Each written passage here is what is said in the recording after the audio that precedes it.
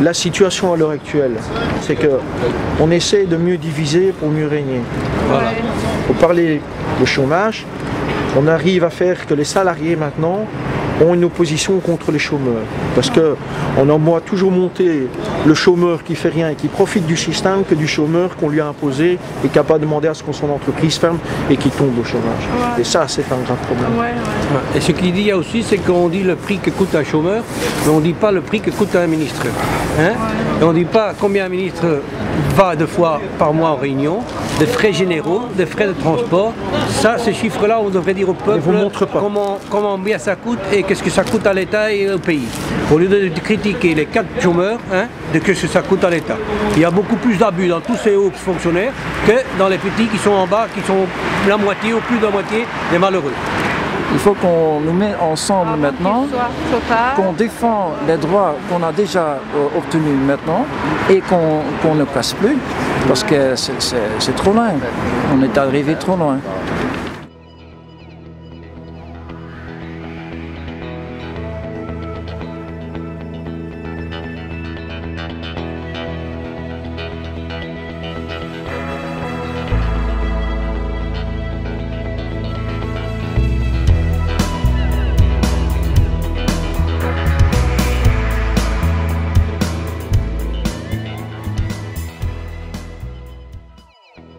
En mai 2012, la Belgique c'est 11 millions de citoyens, avec 41% de population active, c'est-à-dire 4 500 000 travailleurs. La Belgique est la 23e puissance économique mondiale, mais c'est aussi 324 000 chômeurs, 105 000 citoyens au CPS, 1 650 000 citoyens qui vivent sous le seuil de la pauvreté, et c'est aussi 17 000 sans-abri.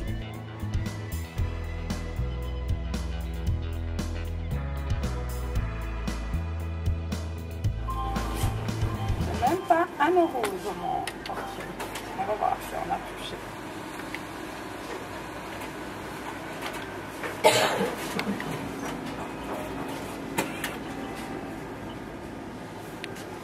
Pas le code, hein?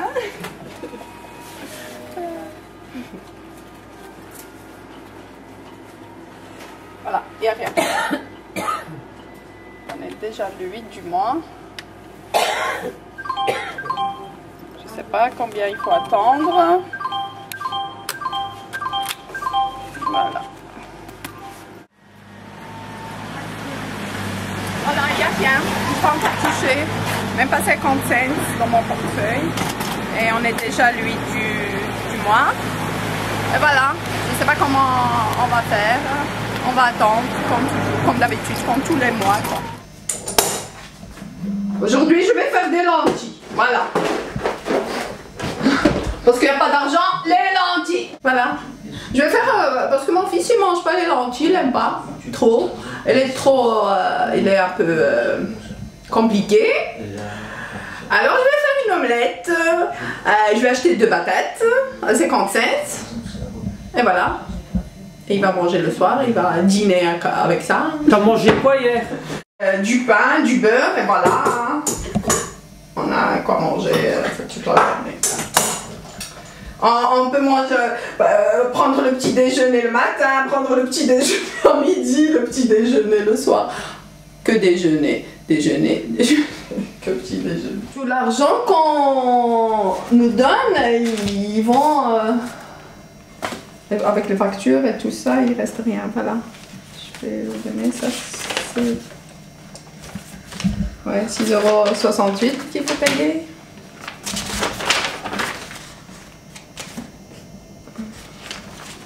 Les frais de l'école et tout ça. 25 € qu'il faut payer. Et pour l'école, combien tu payes à chaque mois pour l'école? 40 € l'année. Et chaque mois, tu vois, les sorties, cinéma, les activités, voilà. 185 € qu'il faut payer pour les lunettes de mon fils. 18 € qu'il faut payer pour l'école. Et ça aussi, c'est pour l'école aussi. Il faut... Mais quand même, l'école est un peu moins chère. Quand même, l'école est un peu moins chère. Je paye 26 € chaque mois. 26 €? À part les sorties, à part cinéma, Moi, je paye la garderie parce que je le laisse à midi à la garderie. Ouais. Moi, je travaille pas et tout, je le laisse à la garderie. Je paye 14 €, 15 € par mois. Que la garderie. La garderie. Ouais. Et quand tu auras ton mois, quand tu auras touché et que tu auras payé ton loyer plus ça, il te Plus restera, un crédit de 75 €. il te restera de l'argent. Et il me reste presque rien. Hein. Maintenant, j'attends quoi. J'attends de toucher pour aller faire les courses. Heureusement que j'ai pour les collations et tout pour mon fils, pour l'école. Ça, je l'ai toujours. Hein. Même si on reste sans rien manger, ça il faut acheter. C'est obligé quoi. Qui ne mange pas? Ton fils ou alors toi? Moi je préfère, je donne à manger à mon fils et moi je peux rester hein, sans rien manger, mais mon fils c'est obligé, hein, il doit manger. Ça va. Sinon, je m'en sors pas, voilà. Pourquoi? Je trouve pas de travail en plus.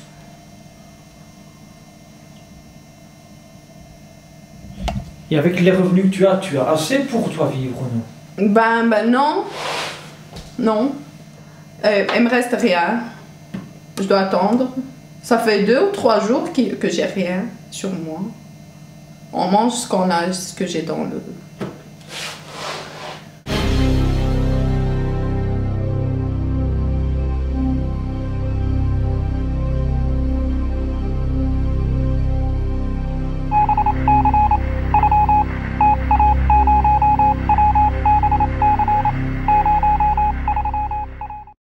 Ils se moquent de notre gueule, tous. Et c'est le système, tout ça. C'est la malhonnêteté du système en fait. Hein. C'est ça qui nous dérange. Donc c'est pour ça, aujourd'hui on me pose la question pourquoi je fais un mouvement de grève, parce que je suis un militant et que je suis ma maison syndicale. Est-ce que, en même temps, qu'est-ce que nous on essaie de dénoncer? C'est la malhonnêteté de nos politiques. Et demain, ils signent un contrat avec vous, et 2 jours après, ils vous racontent autre chose. Et ça, c'est pas honnête. Et les gens, qu'est-ce qu'ils demandent? Qu'on leur explique honnêtement les choses. Et c'est ça qui commence à choquer de plus en plus, c'est qu'on croit plus qu'on nous dit. Voilà, tout simplement. Est-ce que ce message, ça changerait quelque chose? La question qu'il faut se poser peut-être inversement, c'est si je fais rien, est-ce que ça va changer quelque chose? Donc, on fait un premier mouvement, on est au 2e mouvement, et s'ils ne veulent pas la concertation, on ira peut-être vers un 3e mouvement. Ben, c'est clair, de donner un message à ce gouvernement qui n'écoute pas les gens qui sont dans la rue. Ça veut dire qu'il veut à la fin de nous attaquer, nous autres les travailleurs, mais aussi nos enfants dans le futur. De nous empêcher de prendre nos prépensions qu'on prévoit à 58 par exemple, qu'on travaille trop long, au plus long, pour une pension qui est plus bas que maintenant. Qu'il faut aussi éviter que les jeunes travailleurs ou les jeunes étudiants qui veulent se présenter au marché du travail, ils seront empêchés d'accepter un job n'importe quoi, à n'importe quel prix. Et bien sûr, le but de ce gouvernement, mais des multinationales qui sont ici, c'est de de descendre les salaires. Et ça, on n'accepterait jamais. Il faut qu'on ait des travailleurs qui ont un certain futur devant eux, qu'on gagne leur vie normalement et convenablement, et qu'on ne serait pas, dans quelques années, des travailleurs en pauvreté, comme dans les États-Unis. Il ne faut jamais accepter ça. Les allocations de chômage vont diminuer. Oui. Comment imaginez-vous votre avenir ou ceci de chômeurs? Qu'en pensez-vous? Alors là, c'est une question qui m'est très difficile. Parce que je ne sais pas dire à l'heure actuelle comment et combien gagne un chômeur. Donc, c'est assez difficile. Pour moi, le principe du chômage est quelque chose de bien. C'est qu'il faut c'est derrière, c'est pouvoir former les gens, c'est pouvoir engager les gens et du moins ne pas les laisser dans le chômage. Parce qu'à l'heure actuelle, c'est ça, les gens, on les paye. Hein, je ne sais plus quel président qui était parti un jour en Asie, il avait répondu au président, dommage qu'il y ait autant de pauvres. Et lui, il a répondu, dommage qu'il y ait autant de chômeurs. Donc en fait, c'est une façon de masquer, on te paye pour te taire. Ce que nous on pense qu'en tant que travailleur et comme un syndicat ou syndicaliste, c'est que c'est inacceptable que les allocations vont être diminuées à 50%, quelque chose comme ça. Oui, c'est ça qui veut. Jusqu'à maintenant, le moment qu'un étudiant quitte l'école, il a une période d'attente de 9 mois. Mais il veut le prolonger à 12 mois. Okay? Et après encore plus long. Mais ça c'est inacceptable parce que ça veut dire que le gars, l'étudiant, il ne peut pas se développer. Il est obligé de rester chez lui, chez ses parents. Et peut-être son parent qui est 53 ou 52, peut-être il est foutu dehors aussi de son entreprise. Tu comprends? Ça c'est retourner le boule dans la famille. Ça c'est pas correct.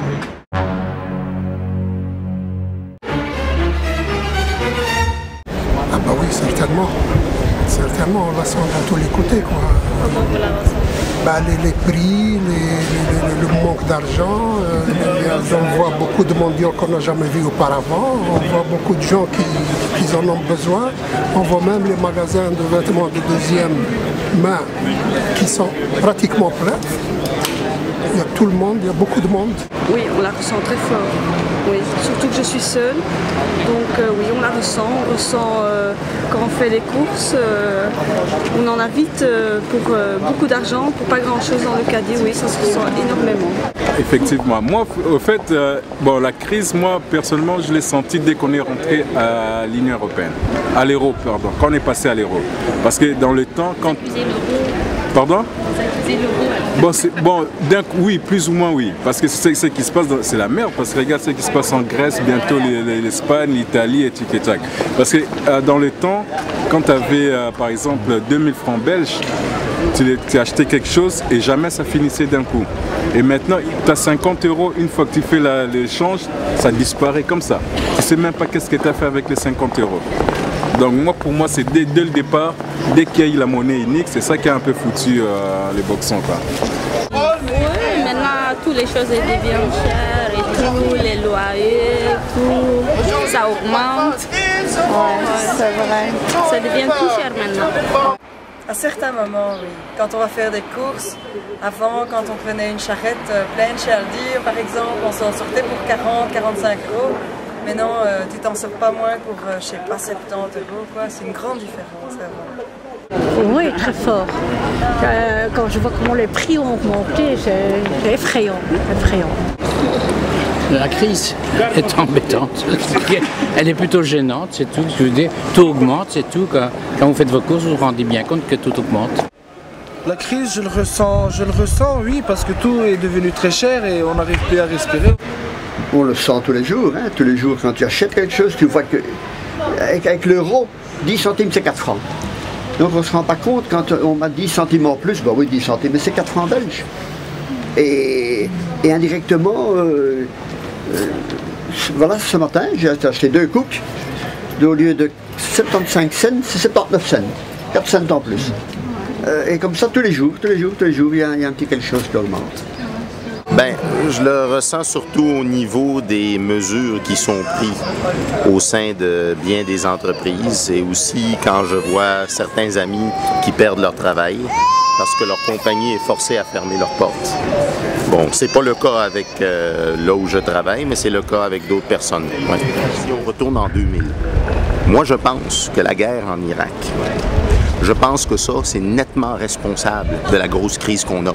Et je pense que si on avait été autonome en tant que pays de l'agglomération européenne, à dire « Hey, assez, Rambo, c'est Rambo, ça c'est des films, ça fait pas de l'Amérique le pays parfait. » Il fallait dire à ce clown, hey, assez votre cirque. Hein. Vous dépensez de l'argent de plus n'en finir de la Banque mondiale et de la Lehman Brothers, qui sont les deux plus grandes banques du monde. Et en plus, c'est les contribuables européens qui paient le prix. Plutôt que de dépenser de l'argent, 250 milliards à aller faire la guerre avec les États-Unis, aurait-il pas fallu plutôt dépenser 250 milliards à aider les jeunes à avoir du travail? Non, parce que le problème c'est quoi? Déjà, avant la fin du mois, on pense déjà à tous les dettes ou les dépenses qu'on doit faire pour le mois à venir. Et dès qu'on a notre chômage ou on a notre salaire, on arrive au 10 du mois, on n'a plus rien. Parce que quand on paye le loyer, les factures, on fait les provisions pour la maison, il ne reste plus rien. Normalement non, mais on se prive de pas mal de choses pour essayer de subvenir un peu à la fin du mois, quoi. Oh, c'est tout juste, vous savez, pas grand-chose. Hein. Pas grand-chose. Donc il m'en reste pour juste le nécessaire, plus le superflu. Et comment on fait du flou alors? Je fais que le nécessaire. Le superflu, c'est terminé. Pas des masses, mais il reste. Oui, on peut pas se plaindre. Voilà, je crois qu'on peut pas se plaindre. Vous épargnez normalement. Pas de soucis. Là, moi, ça va mieux que l'autre, mais bon. J'ai pas toujours l'opportunité d'épargner chaque mois. Ça dépend. Ça dépend d'un mois. Ça dépend s'il y a des factures d'assurance ou quoi qu'il faut payer. Il me reste, bon, je veux dire, c'est sûr que pour le moment, bon, je veux dire, moi je suis dans une situation à part de d'autres personnes. J'ai des dettes, tu vois, à rembourser. Donc, bon, c'est vrai que c'est dur un peu d'arrondir les fins de mois, mais oui, mais il reste de l'argent toujours à la fin du mois. Ce serait juste. Très juste. Et tu manges ça? Bah, je chine. Pour chiner.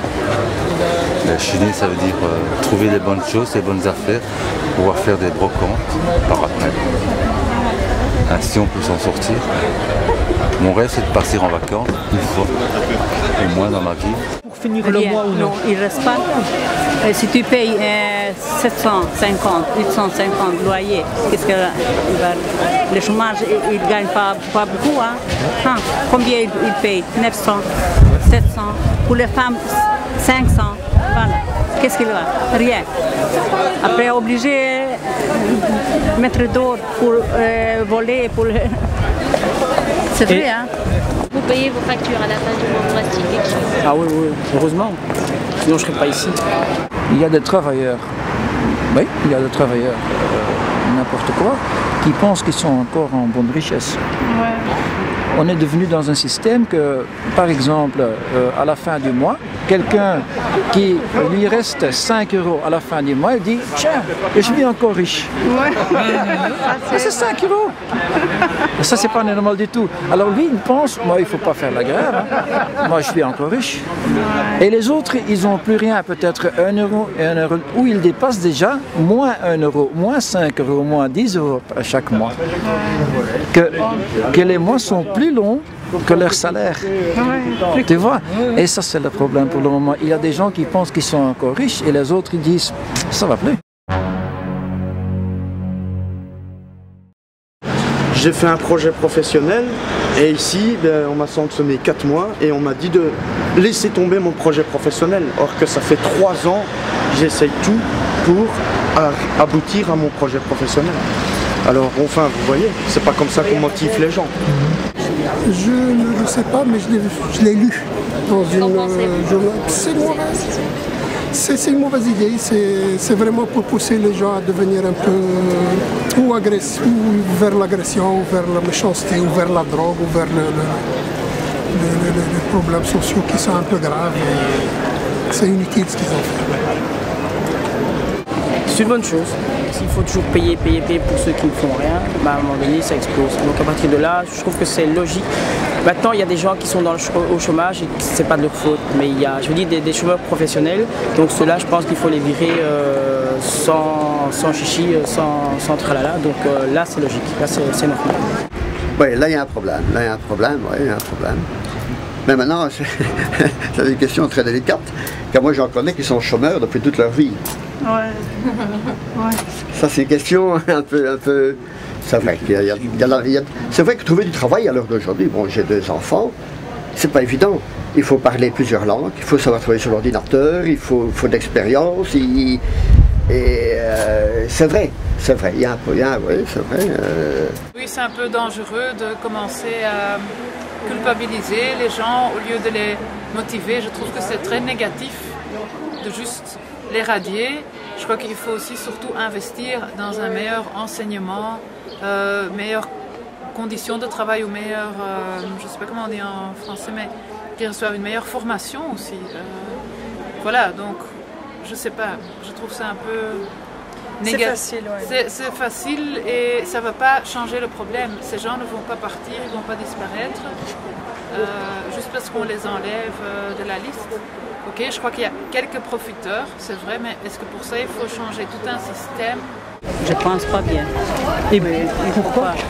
Parce que les gens, ils ne se trouvent pas, il n'y a pas de travail. Hein. Qu'est-ce qu'il va faire maintenant? Il va jeter d'or, hein. Qu'est-ce qu'il va gagner? Rien.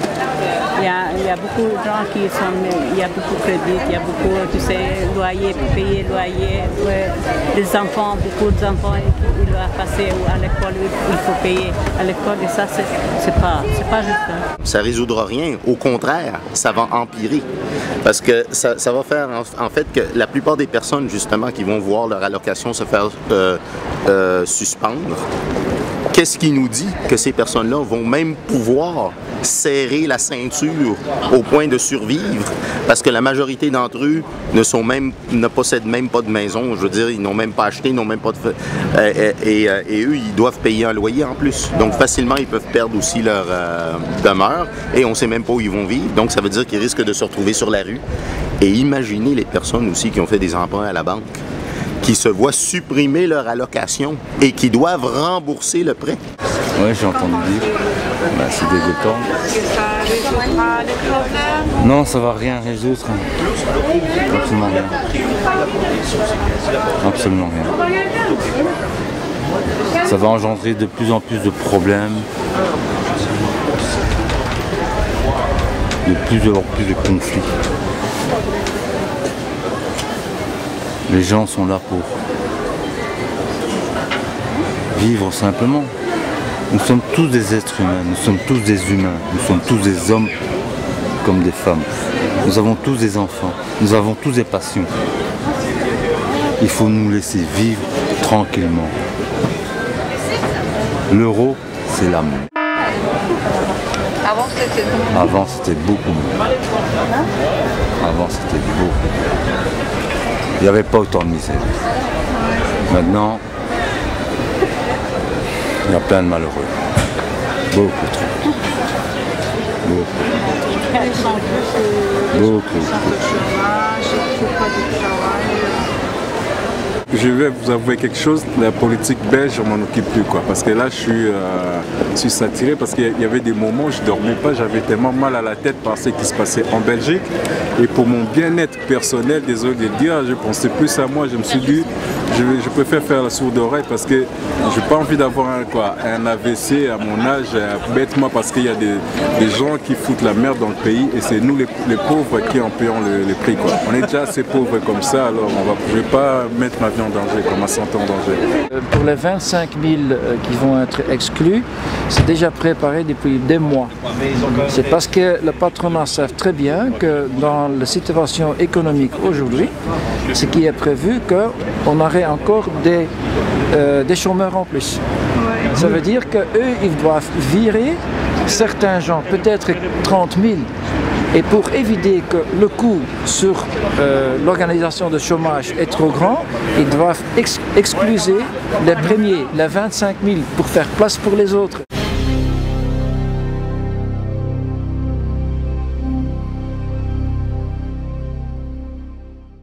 C'est beaucoup. Hein. Déjà, les gens qui sont tout seuls ne s'en sortent pas. S'ils sont seuls avec une petite allocation, ben, ils vont encore avoir moins. Il y aura encore plus de précarité.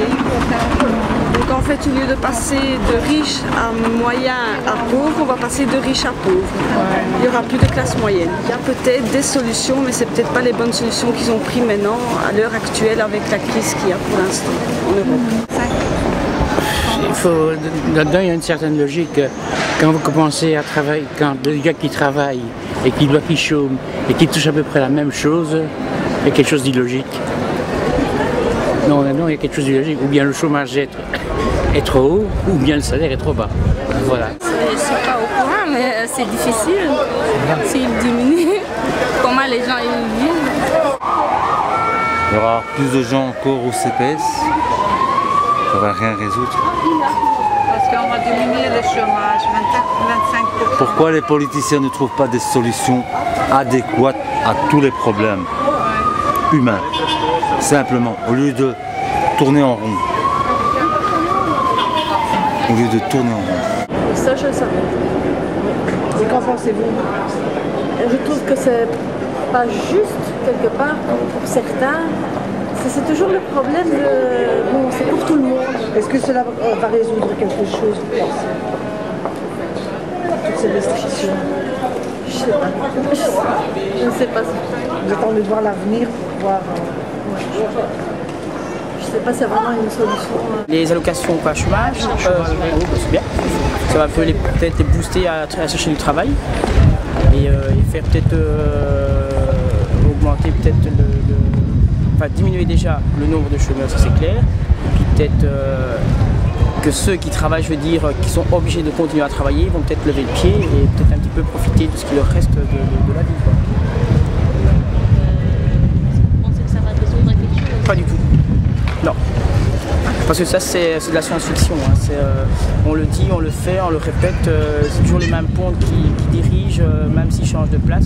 Et c'est toujours le même cinéma. Donc ça fait des années que c'est comme ça. Et si ça devait changer, ça aurait dû déjà depuis longtemps changer. Mais c'est toujours la même chanson, c'est toujours le même style. Donc, voilà. Je l'ai entendu à la TV, je l'ai lu dans les journaux. Mais pour moi, c'est une mauvaise idée. Au contraire, il faut les encourager à faire des stages, des métiers, à apprendre des métiers pour qu'ils puissent aller travailler au lieu de supprimer leur argent qu'ils en ont droit, parce qu'ils en ont travaillé pour ça. Est-ce que ça va résoudre quelque chose à votre avis? Normalement, non. Oui, ça s'empire. Normalement, non. Ça va s'empirer. Actuellement, déjà, il y a beaucoup de chômeurs qui essayent de voler des petits trucs de par-ci, par-là pour essayer d'arriver un petit peu. Hein. Et quand on leur supprime ce qu'ils en ont droit, là, c'est le pire. Il va y avoir beaucoup d'SDF, à mon avis.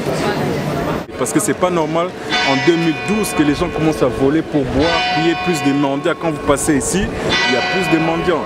Alors qu'il n'y avait pas ça avant. Ça, c'est l'ère politique d'austérité qui font ça.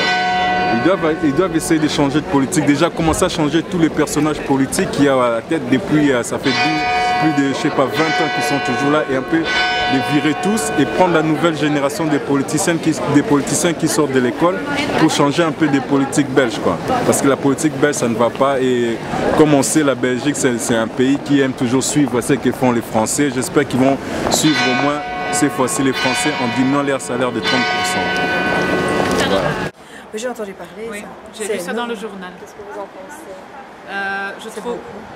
Je suis pas d'accord, parce que je trouve que les gens, c'est déjà peu pour survivre, et je trouve que on rend les gens encore plus pauvres et on leur donne encore moins de moyens de sortir de cette pauvreté. Donc. Ah oui, ça je suis au courant, parce que je connais plein de personnes qui en sont victimes, et justement qui n'ont pas hâte à ce jour qui va venir. Qu'est-ce que vous en pensez? Ben, je trouve ça aussi d'une certaine façon injuste, parce que moi, ce que je ne comprends pas, bon, et ça, c'est évidemment pas tout le monde est responsable de ça, même dans certains partis, pas tout le monde est responsable, mais je comprends pas pourquoi des fois on dépense de l'argent pour des guerres inutiles. Par exemple, tout cet argent-là qu'on a jeté par la fenêtre pour aller faire la guerre avec la Libye, eh bien là, moi, j'arrive pas à comprendre pourquoi on dit qu'on a de l'argent pour dépenser pour des choses pareilles, mais qu'on doit diminuer le salaire des autres personnes. Moi, je trouve que, moi, ce que je trouve dingue, c'est que pourquoi il faut que certaines personnes paient le prix pour les dépenses inutiles que certaines personnes ont faites. Je veux dire, et ça fait des années que ça dure comme ça. Et tout d'un coup, moi, ce que je ne comprends pas, c'est que comment se fait-il que tout d'un coup, une catastrophe pareille survient et que c'est justement les personnes qui sont les travailleurs et en même temps les contribuables qui doivent être victimes de cette catastrophe. Je ne savais pas en fait. Je savais que ça allait diminuer, mais je ne savais pas que ça allait être de 25%. Est-ce que ça résoudra des problèmes? Quelque chose qu'en pensez-vous? Je pense que l'État a fait faillite, mais qu'on est en train de chercher de l'argent partout, donc chez les classes moyennes surtout. Mais pour moi déjà c'est une mauvaise décision parce que il y a tous ces gens qui sont riches, on fait qu'augmenter leurs dividendes, comme ils disent, leur salaire, tous les grands patrons, que ce soit Belgacom, Electrabel ou je sais pas les autres, Dexia et consorts, c'est des gens qui s'enrichissent derrière notre dos à nous, les pauvres, les pauvres, comment on dit ça, les petits peuples. Et à nous les chômeurs, on essaie de diminuer notre chômage. Mais à quoi ça leur sert? Parce que si tu m'enlèves à moi, tu m'enlèves 200 €, c'est vrai que quand on fait le total de tous ces gens-là, ça va faire un gros montant. Mais à ces gens-là, les messieurs Bellins, les Belgacom qui gagnent je sais pas moi combien, messieurs, je sais plus leur nom et tout, c'est à eux qu'il faut diminuer ces salaires-là. C'est à nous. Pour montrer l'exemple, déjà, il faut faire comme les Français, comme M. Hollande a fait avec ses ministres, déjà commencer à diminuer les salaires de M. Renders, de M. Comment il s'appelle, les ministres là, Elio Di Rupo, machin, commencer déjà à diminuer leurs salaires pour montrer l'exemple. À quoi ça sert de nous priver à nous les petits et ils sont là en train d'augmenter leur salaire. Parce qu'ils ont dit qu'ils ont diminué de 5%, mais 5%, ils n'ont pas qu'un seul poste. Ils ont plusieurs postes. Ça change quoi de diminuer un seul 5% dans leur salaire des ministres alors que dans d'autres postes des bourgmestres ils n'ont pas diminué, donc il n'y a rien qui a changé pour eux, quoi. Même en diminuant les 5%, ils ont d'autres avantages qui ne changent rien avec leurs 5%.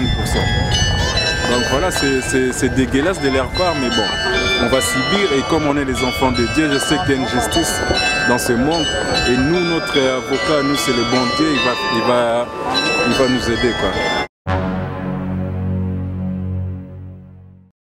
C'est fini ça, hein? Maintenant c'est pauvre, riche, point. Voilà, moi je viens d'une famille pauvre, enfin pauvre. Je veux dire, j'ai toujours eu quelque chose dans mon assiette. Et ma mère a dû se décarcasser pour que j'ai tous les jours quelque chose à manger dans mon assiette. J'espère qu'elle ne va pas disparaître comme en Amérique par exemple. Parce que là on voit que la classe moyenne est en train de disparaître et on voit de plus en plus de gens qui vivent dans des conditions inimaginables. Il n'y a pas de classe moyenne. Il n'y en a plus. Mais on a essayé de nous diriger dans ce sens. Pour dire, voilà, maintenant il y a les riches, la classe moyenne et la classe basse. Pourquoi? Parce qu'ils voulaient qu'on nous mette tous avec un crédit pour acheter des choses qu'on n'a plus besoin ou jamais besoin. Oui, moi, j'ai pas besoin d'un DVD pour me nourrir. Hein. Voilà, pour acheter des trucs inutiles et qu'on pense, voilà, vous êtes devenu riche. Avec beaucoup de crédits. Ça, c'est la classe moyenne. Ben non. Pour moi, il y a deux classes. Les capitalistes et les travailleurs. Et c'est tout. Voilà. Et ça a été jamais comme ça. Jamais changé. Capitaliste, ceux qui ont les moyens de production et les travailleurs qui louent avec ses mains le travail. Je vais essayer d'acheter un appartement avec mon fils parce que je vis dans le privé, ça fait 8 ans que je suis sur la liste pour un logement social. Mais on ne m'accorde toujours pas. L'année passée, j'étais numéro 179, maintenant je suis dans la même liste, numéro 234, donc je ne comprends rien du système. On a décidé, on va essayer d'acheter, parce que 700 €, moi je ne sais pas payer avec mes revenus. Ça fait 5 ans tant que je travaillais, il n'y avait pas de problème. Mais depuis que je dois me débrouiller avec l'allocation d'handicapé, ça ne va plus.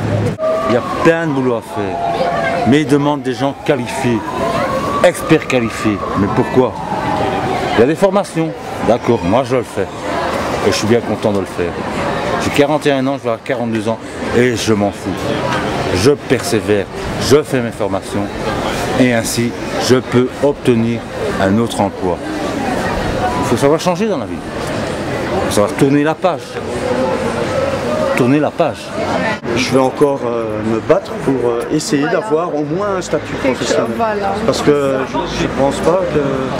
Enfin, je sais faire vraiment plein de choses. Donc je vois pas... Bon, il faut qu'on me laisse ma chance une fois et puis on verra bien. Je veux dire, si on me laisse ma chance, moi j'ai juste à montrer ce que je suis capable de faire.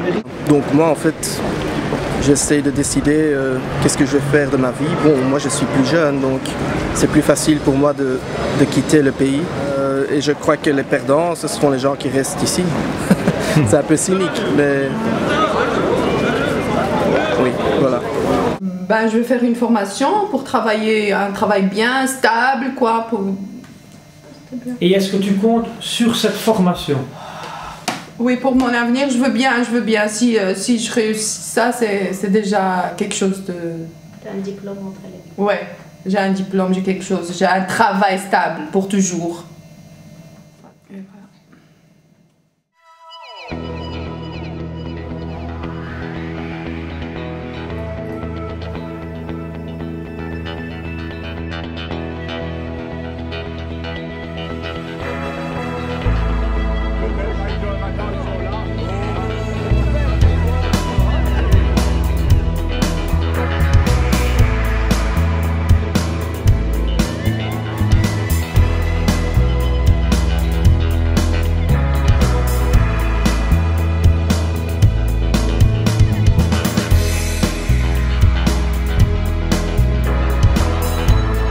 Moi, je pense que ça, c'est des points qu'on devrait prendre au sérieux.